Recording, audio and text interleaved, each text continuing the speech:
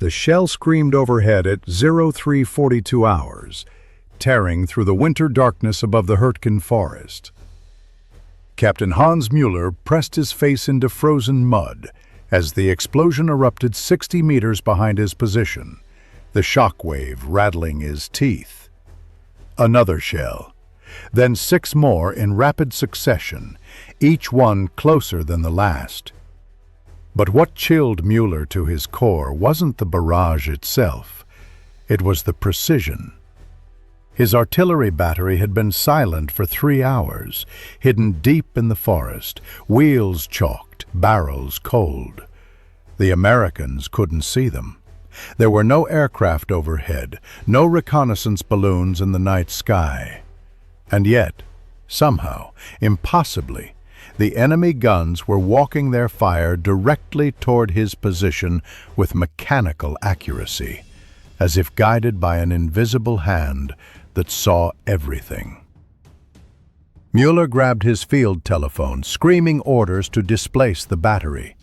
But even as his crews scrambled to limber the guns, he knew they were too late. The Americans had found them, and he had no idea how. Before we continue the story of the invisible eyes that revolutionized American artillery, make sure to hit that subscribe button and tell me where you're listening from. Which city? Which state? I'm curious to know who's brave enough to discover what happened to those German gun crews who thought darkness could hide them. The story begins 6 months earlier, across the Atlantic, in the rolling hills of Fort Sill, Oklahoma. Second Lieutenant Robert Hayes stood in the Fire Direction Center, a canvas tent filled with plotting boards, slide rules, and radio equipment that hummed with barely contained energy. Outside, the Oklahoma sun beat down on the artillery ranges, where 105mm howitzers sat in neat rows, their crews running through firing drills with methodical precision. Hayes was 23 years old, fresh from officer candidate school, and convinced he understood warfare.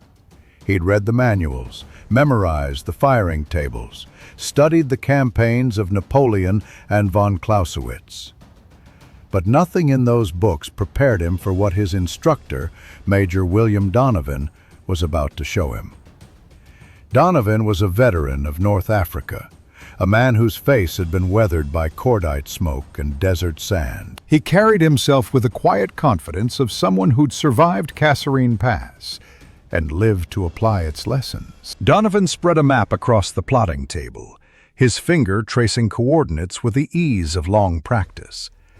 "Lieutenant, what do you see when you look at these numbers?" Hayes studied the grid squares, the elevation marks, the range fans radiating from friendly positions. "Sir, I see firing data, azimuth, range, charge settings." Donovan's smile was thin. "That's what every artillery officer sees. That's what the Germans see. But what you need to see is something different. You need to see time." He pulled out a pocket watch, letting it dangle from its chain. "The Germans have excellent guns. Krupp steel, precision manufacturing, trained crews. In a direct duel, gun against gun, they might even have an edge. But warfare isn't about having the best gun. It's about having the best system. And our system runs on something the Germans haven't mastered: coordination, speed, and the mathematics of simultaneous impact." Hayes frowned, trying to grasp the concept. Outside, a single howitzer fired, the sharp crack echoing across the range. Donovan didn't even glance up. "That gun just fired 1 round. Time of flight, approximately 30 seconds, to a target at 8,000 yards. Now, imagine you have 12 guns. If each gun fires when it's ready, you'll have 12 shells landing across a span of maybe 2 minutes. That gives the enemy time to take cover between rounds, time to react, time to displace. But what if? He paused, letting the moment stretch. What if all 12 shells arrived at exactly the same instant? What if the enemy had no warning, no time to dive for cover, no opportunity to escape? What if they just suddenly ceased to exist in a single coordinated hammer blow? The concept clicked in Hayes's mind like a lock tumbler falling into place. "Time on target," he breathed. Donovan nodded, his expression grave. "Time on target. We calculate the flight time for each gun based on its distance from the target. The closer guns fire later, the farther guns fire earlier. But every shell arrives at the same split second. It's not about volume of fire, Lieutenant. It's about concentration of effect. The Germans are still thinking about artillery the way they did in 1918. Massed batteries, observed fire, adjusting rounds until you bracket the target. We've moved beyond that. We've turned artillery into a precision instrument. And the weapon that makes it possible isn't steel or explosive. It's communication. Over the next 8 weeks, Hayes learned the intricate choreography that transformed American artillery from a blunt instrument into a scalpel. The system began with forward observers, young lieutenants who pushed forward with the infantry, armed with radios, binoculars, and detailed maps. These men were the eyes of the guns, calling back target coordinates while machine gun fire snapped overhead. But the real magic happened in the Fire Direction Center, where Hayes and men like him translated observation into mathematics. Slide rules calculated firing data with mechanical precision. Plotting boards tracked friendly and enemy positions. Radio operators relayed commands with coded brevity.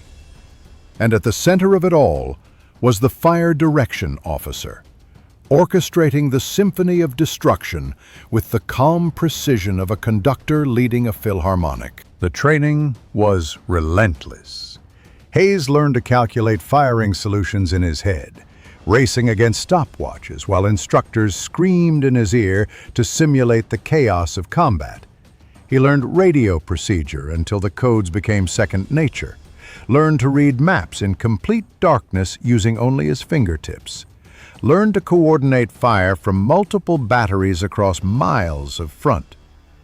The American system demanded speed and accuracy in equal measure. From the moment a forward observer called in a target to the moment shells left the tubes, the goal was 3 minutes or less. 3 minutes to process the information, calculate the solution, transmit the firing data, and coordinate the guns. The Germans needed 15 minutes for the same process. That 12-minute difference wasn't just a matter of efficiency. It was the difference between hitting a target and hitting empty ground after the enemy had displaced. By the time Hayes shipped out for Europe in October 1944, he carried with him a confidence born not of arrogance, but of training. He knew his job, he knew his equipment, he knew the system. What he didn't know, what no amount of training could truly prepare him for, was the reality of the Hürtgen Forest. The forest was a nightmare of ancient trees and steep ravines, a claustrophobic hell where visibility dropped to meters and every shadow might conceal a German position. The infantry pushed forward through minefields and concrete bunkers, bleeding for every 100 yards of muddy trail.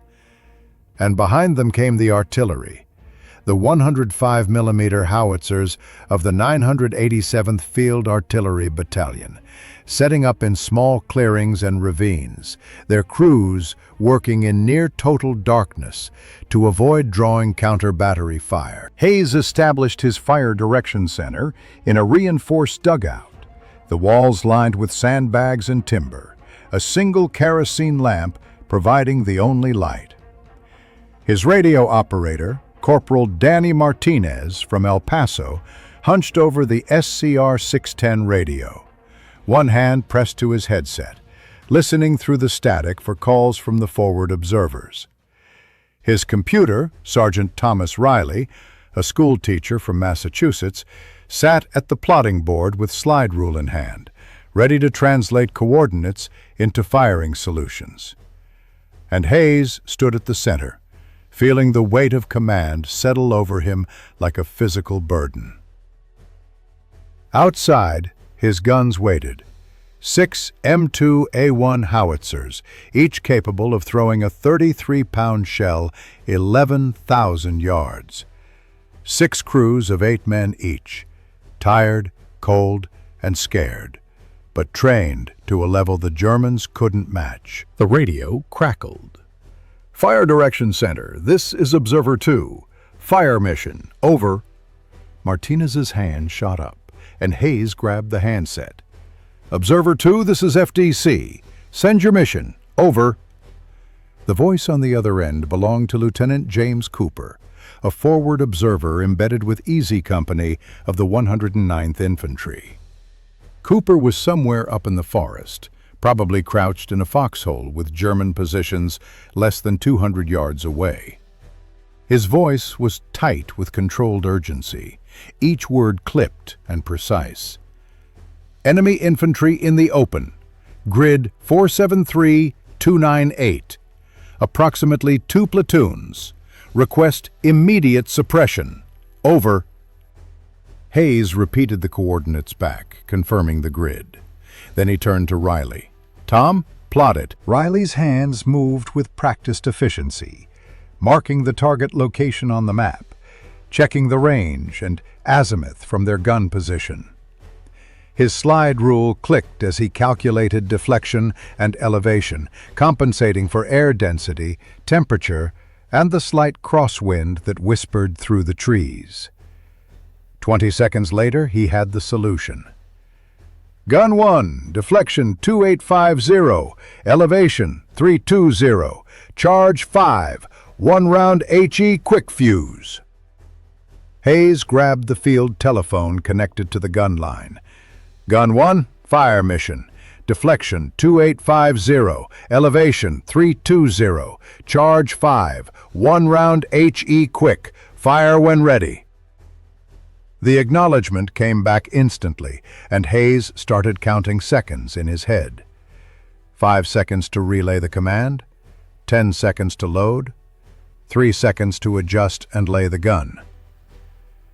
Then the sharp crack of the howitzer firing, the sound echoing through the forest like a thunderclap. Hayes listened to the silence that followed, imagining the shell arcing through the night sky, rising nearly 2 miles high before beginning its descent. 31 seconds of flight time. He counted down in his head, and at precisely 31 seconds, Cooper's voice returned. Splash. Add 50. Fire for effect. Over. The adjusting round had landed 50 yards short. Riley made the correction, and Hayes relayed new data to all 6 guns. All guns add 50. 3 rounds. Time on target. Stand by. This was the moment where American artillery diverged from every other system in the world. Each gun crew calculated their individual firing time based on distance, ensuring all 18 shells would arrive simultaneously. Gun 1, closest to the target, would fire last. Gun 6, farthest away, would fire first.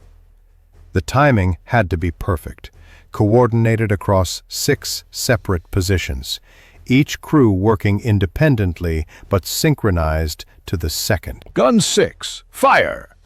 5 seconds. Gun 5, fire! 5 seconds. Gun 4, fire! Hayes called each gun in sequence, his voice steady, his timing absolute. By the time Gun 1 fired, 18 shells were already in the air, following slightly different trajectories but converging toward the same point in space and time. Hayes counted down the seconds. and at exactly the calculated moment, the forest ahead erupted, not in a rolling series of explosions, but in a single, massive detonation that lit the night sky like a camera flash. 18 shells impacting in less than half a second, turning 200 square yards of forest into a maelstrom of steel fragments and concussive force. The radio remained silent for 3 long seconds. Then Cooper's voice returned, and Hayes could hear the savage satisfaction beneath the professional tone. "Fire direction center, observer 2. Excellent effect. Enemy position destroyed. No further fire needed. Out." Hayes set down the handset, his hands steady despite the adrenaline coursing through his veins. His first fire mission in combat, his first time putting training into practice with human lives hanging in the balance. Around him, Martinez and Riley were already resetting their equipment, preparing for the next call. Because there would be a next call, and another after that. In the Hürtgen Forest, the guns never stopped. What Hayes couldn't know in that moment, was that less than 3 kilometers away, Captain Hans Müller was standing in a German fire direction post, listening to the reports coming back from his forward observers with growing confusion. The Americans were firing with impossible speed and accuracy. German doctrine called for registration fire, for bracketing rounds, for careful adjustment. But the Americans seemed to skip all of that. They fired one adjusting round, made a single correction, and then delivered devastating, simultaneous impacts. Müller had commanded artillery since Poland. He'd fought in France, in North Africa, in Russia. He understood the mathematics of indirect fire, the challenges of observation and communication. But what the Americans were doing seemed to violate those fundamental limitations. It was as if they could see the entire battlefield from above, as if they had perfect knowledge of every position and every movement. The truth was both simpler and more profound than Müller could imagine. The Americans didn't have perfect knowledge. What they had was a system built on training, communication, and mathematical precision. A system that trusted junior officers to make critical decisions without waiting for approval from higher command. A system that emphasized speed over caution, that valued initiative over rigid doctrine. And most importantly, a system that recognized artillery as a supporting arm, not an independent force.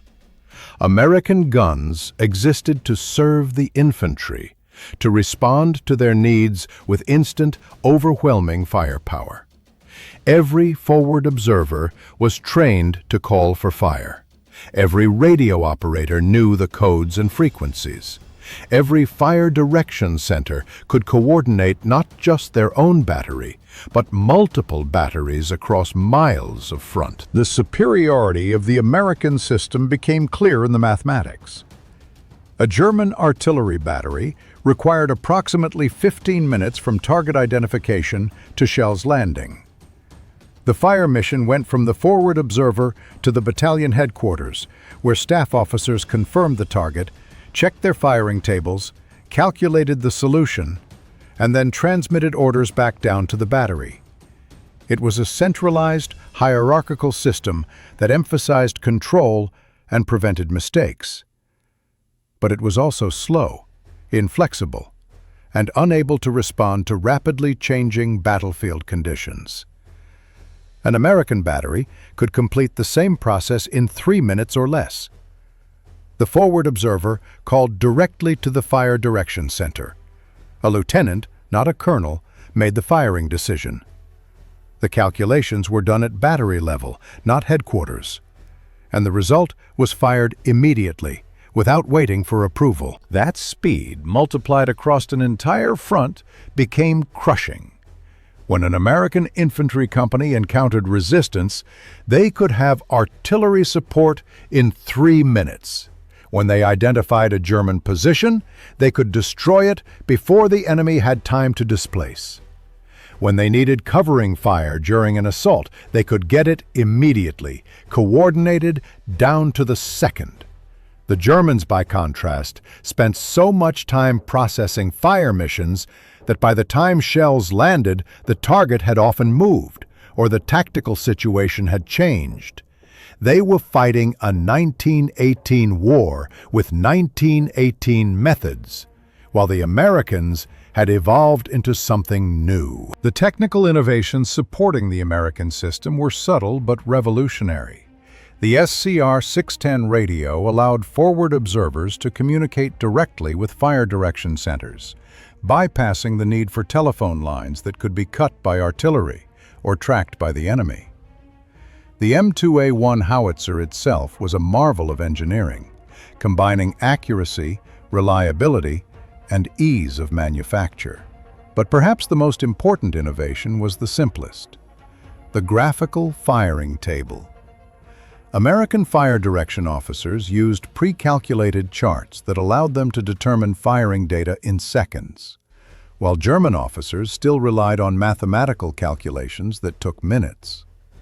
It was the difference between looking up an answer and computing it from scratch. And in combat, those seconds became lives saved or lost. Hayes learned these truths not through lectures, but through repetition. Night after night, his battery fired missions in support of the infantry, grinding forward through the Hürtgen. Some missions were deliberate, carefully planned shoots against known bunker positions. Others were immediate suppression, responding to sudden contact with enemy forces. And some were counter-battery, the most dangerous missions of all, where American guns dueled with their German counterparts in a deadly game of mathematics and nerve. It was during one of these counter-battery missions that Hayes first encountered the weapon that would tilt the balance even further in American favor: radar. The call came down from battalion headquarters on a freezing November morning.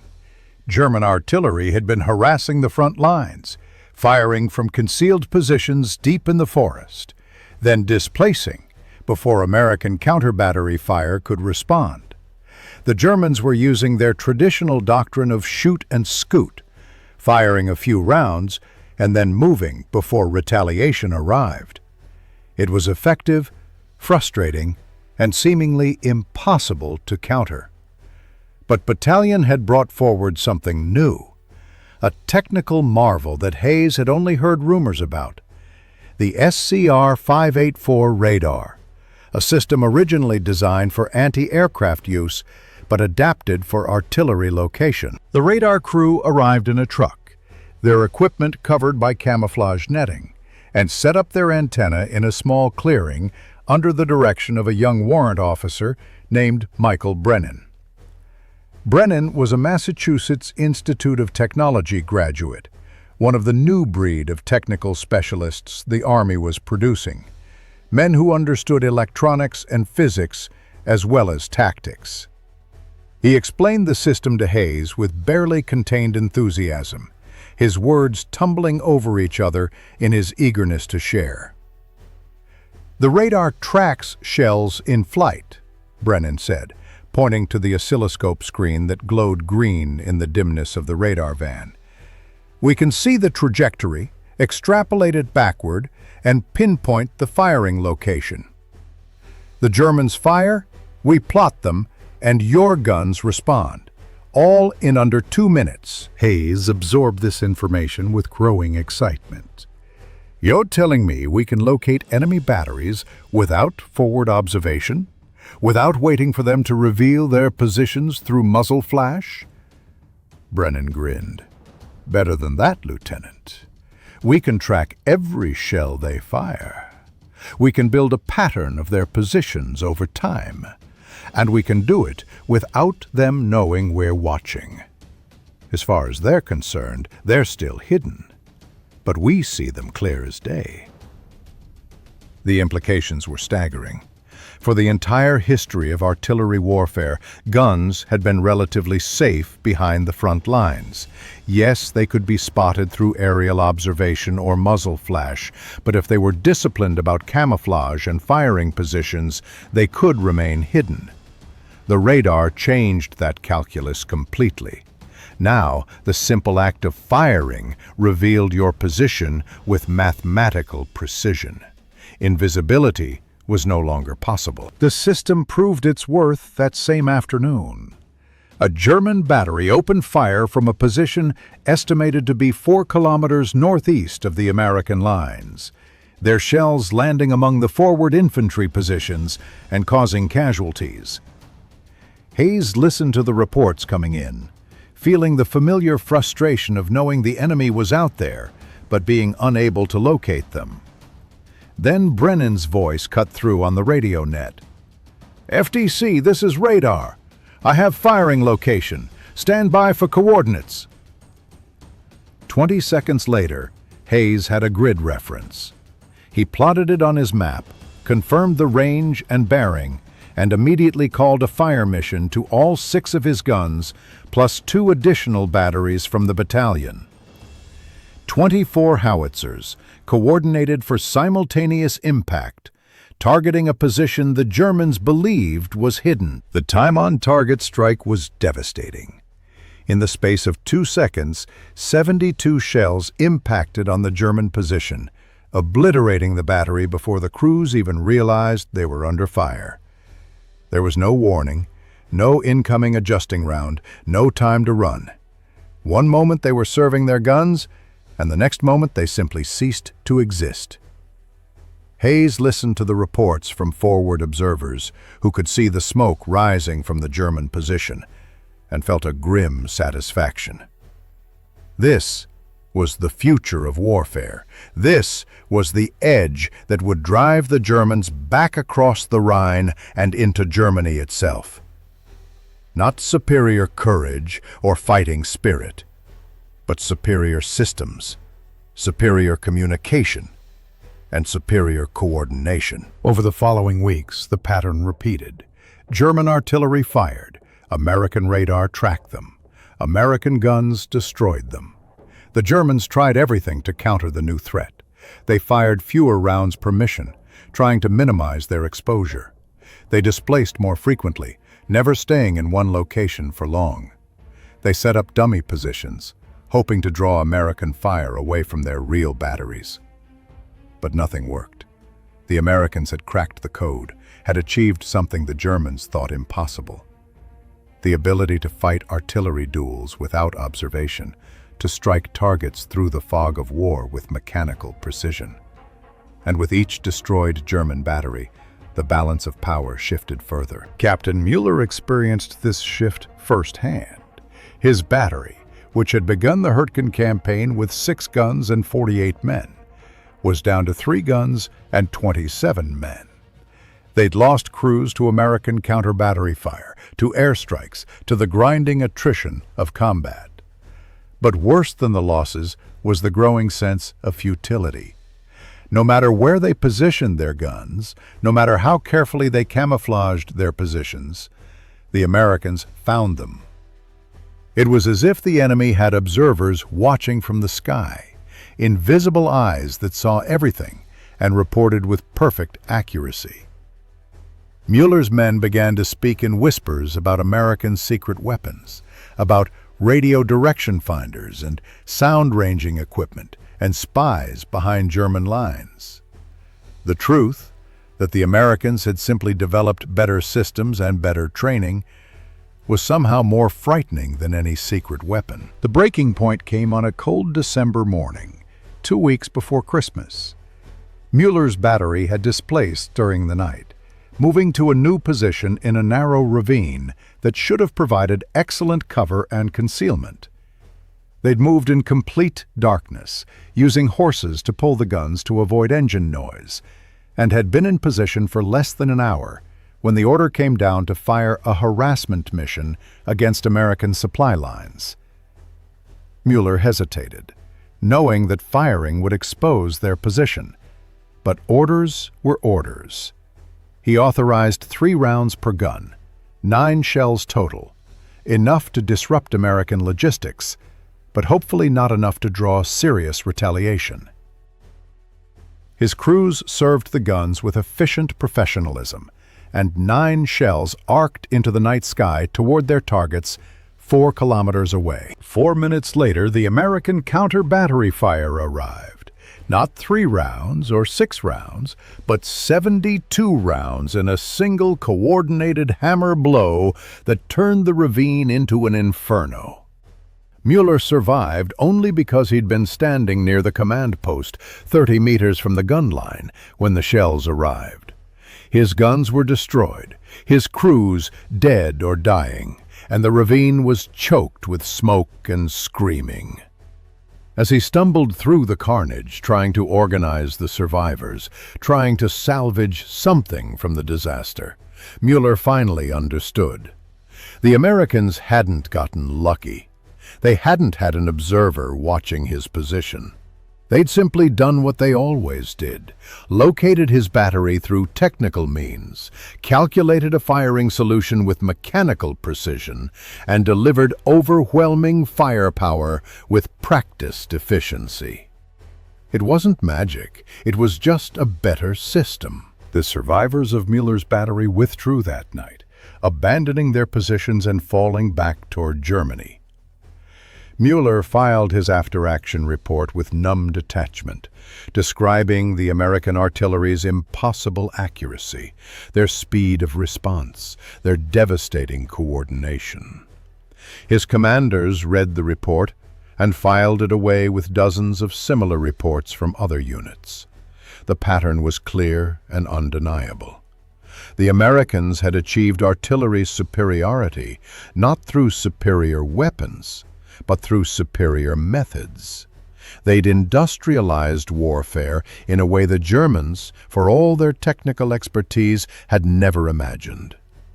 And now, in the winter of 1944, that superiority was grinding the Wehrmacht into dust. Back in the American lines, Hayes and his battery continued their mission. They fired support missions for infantry assaults, counter-battery missions against German guns, interdiction missions against supply routes. The work was constant, exhausting, and deadly, but it was also effective. Hayes tracked their statistics with the same precision they used for firing solutions. His battery had fired over 2,000 rounds in the 6 weeks since arriving in the Hürtgen Forest. They'd destroyed or suppressed dozens of enemy positions. They'd provided direct support for 17 infantry assaults, all successful. And they'd done it all while suffering only light casualties, protected by their ability to strike first, strike fast, and displace before retaliation arrived. The numbers told the story of American artillery dominance more clearly than any narrative could.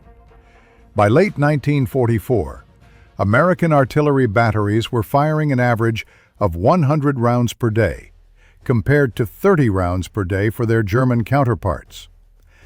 American fire missions averaged 3 minutes from call to impact, compared to 15 minutes for German missions. American guns could deliver time-on-target strikes with 6 or more batteries simultaneously, while German doctrine still called for battery-level fires. The cumulative effect was overwhelming. American infantry, advancing under the umbrella of their artillery support, moved with confidence, knowing that any resistance would be met with instant, devastating fire. German infantry, by contrast, learned to fear the sound of American radios, knowing that within minutes of detection, shells would rain down with mechanical precision. The technical statistics were equally telling. The M2A1 howitzer, the workhorse of American artillery, could fire 4 aimed rounds per minute under combat conditions. The German equivalent, the 10.5 centimeter LEFH-18, managed 3 rounds per minute. The American shell weighed 33 pounds with a bursting radius of 30 meters. The German shell was slightly heavier at 35 pounds, but had a comparable bursting radius. In a one-on-one comparison, the guns were roughly equivalent. But warfare wasn't about individual guns. It was about systems, and in systems, the Americans were years ahead. The SCR-610 radio used by American forward observers had a range of 5 miles and could transmit clear voice communications even in adverse conditions.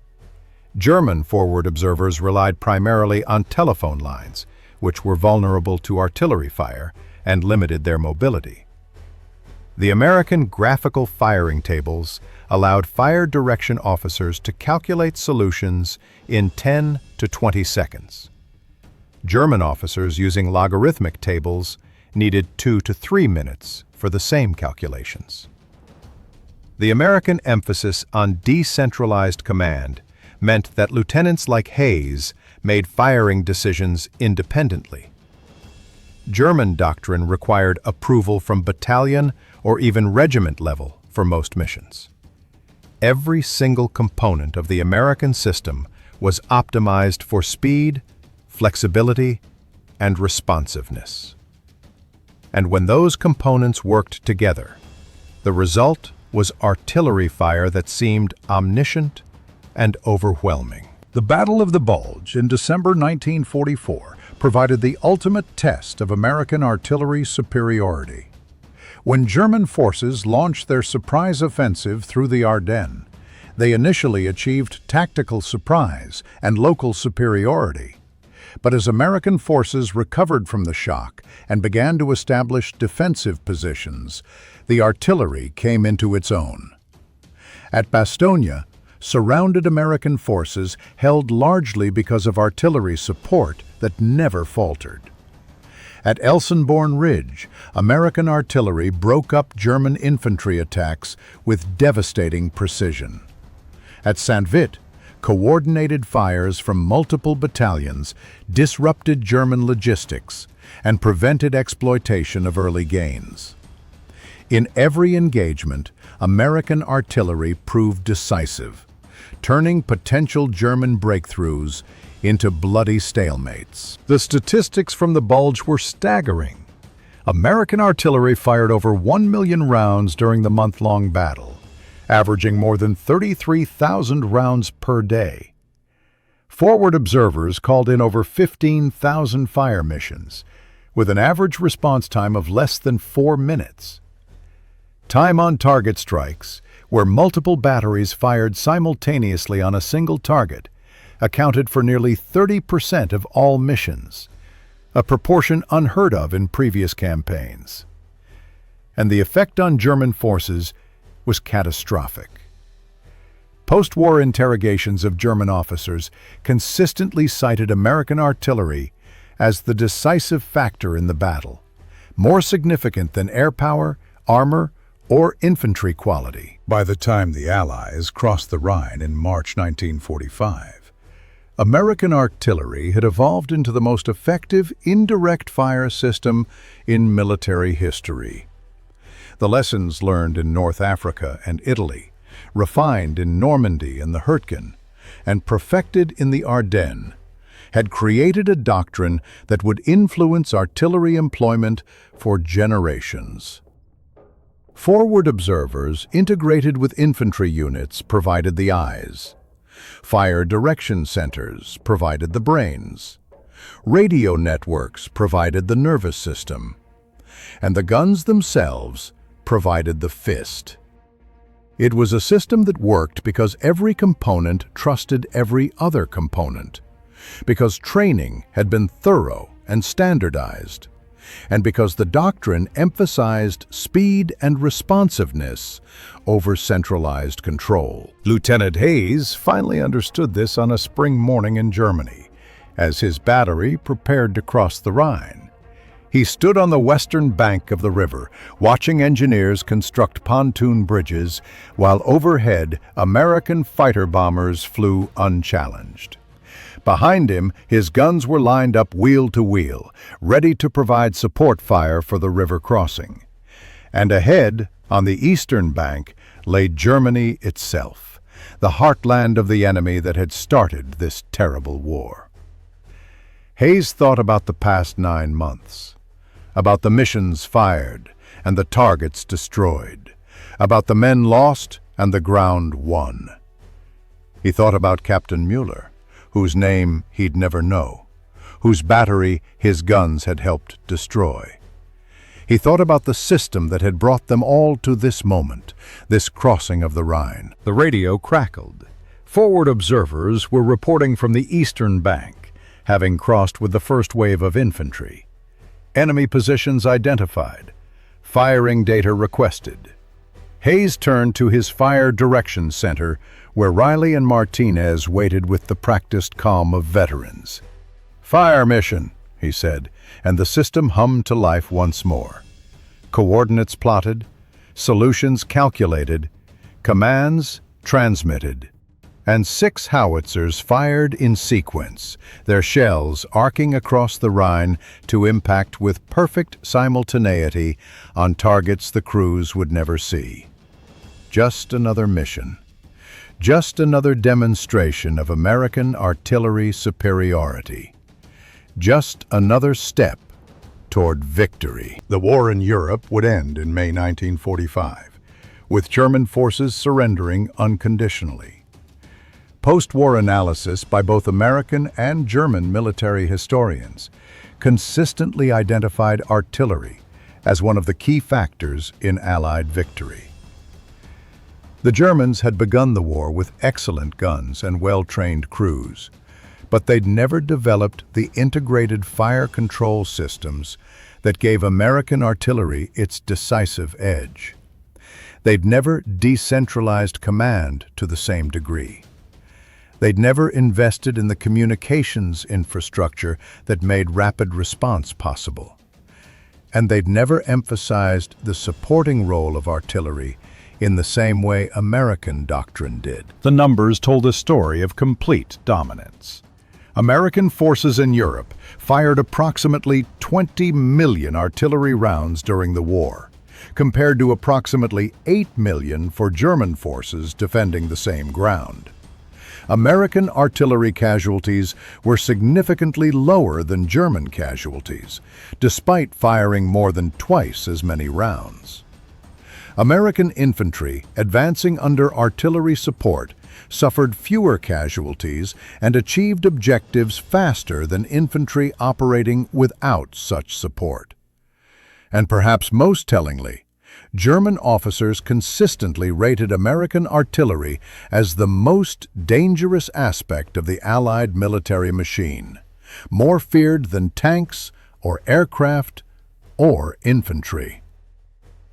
The guns that fired at targets they couldn't see, guided by observers they couldn't locate, coordinating with precision they couldn't match. That was the weapon that broke the Wehrmacht. Captain Hans Mueller survived the war, though his battery did not. He spent the final months in a replacement depot, training new crews on guns that would never see combat. After the surrender, he was interviewed by American intelligence officers curious about German perceptions of Allied artillery. His testimony was recorded, transcribed, and filed away in archives that wouldn't be declassified for decades. But his core message was simple and haunting. "We could never understand how your guns hit us so accurately. We thought you had observers everywhere, that you could see through the fog and darkness. Only later did we learn it wasn't magic. It was just training, communication, and mathematics. You turned artillery into a science while we were still treating it as an art. And science beat art every time." Those words captured the essence of American artillery superiority in World War II. It wasn't about better guns or braver soldiers. It was about better systems. Systems built on trust in junior officers, on investment in communication technology, on standardized training and doctrine, and on the recognition that speed and flexibility matter more than rigid control. The forward observers who pushed forward with the infantry, calling down fire from positions where they could barely see through the smoke. The fire direction officers who calculated solutions with mechanical precision while shells landed nearby. The radio operators who maintained communications under fire. The gun crews who served their pieces in all weather, all conditions, knowing their work was making a difference, even when they couldn't see the results. Every component of the system working together to deliver firepower that seemed impossible to an enemy who'd never imagined warfare could be conducted this way. The legacy of American World War II artillery doctrine extends to the present day. Modern artillery systems are computerized, GPS-guided, and far more sophisticated than anything Hayes or Muller could have imagined. But the fundamental principles remain unchanged. Forward observers still provide the eyes. Fire directions still provides the brains. Communications still provide the nervous system. And the guns still provide the fist. The system that won the artillery war in 1944 and 1945 became the foundation for modern fire support doctrine, copied and adapted by militaries around the world. When military historians discuss the American way of war, they often point to examples like air power, or logistics, or industrial might. But perhaps the most perfect example is artillery, the transformation of an ancient weapon into a precision instrument through training, communication, and systematic excellence. Lieutenant Robert Hayes remained in the Army after the war, eventually retiring as a colonel after 25 years of service. He taught at the Field Artillery School at Fort Sill, passing on the lessons learned in the Hürtgen Forest and along the Rhine to new generations of officers. In a 1973 interview, shortly before his retirement, he reflected on his wartime experience. "We didn't win because we were smarter or braver than the Germans. We won because we built better systems. We trusted our people to make decisions. We invested in training and equipment. And we recognized that artillery isn't about destroying targets. It's about supporting the infantry, about giving them the confidence to advance, knowing that fire support is only a radio call away." That's what won the war. Not better guns, better thinking. That better thinking, translated into doctrine and training and equipment, created the artillery force that mystified German crews who couldn't understand how American guns hit targets they couldn't see. The answer was never mysterious. It was communication, coordination, and mathematics, transformed through systematic excellence into the most effective artillery force in history. From the forward observers calling in fire from foxholes to the gun crews serving their pieces in all weather, from the fire direction officers calculating solutions with slide rules to the radio operators maintaining communications under fire, every component of the system contributed to a whole that exceeded the sum of its parts. That was the secret. That was the weapon. And that was how American artillery revolutionized warfare and helped win World War II.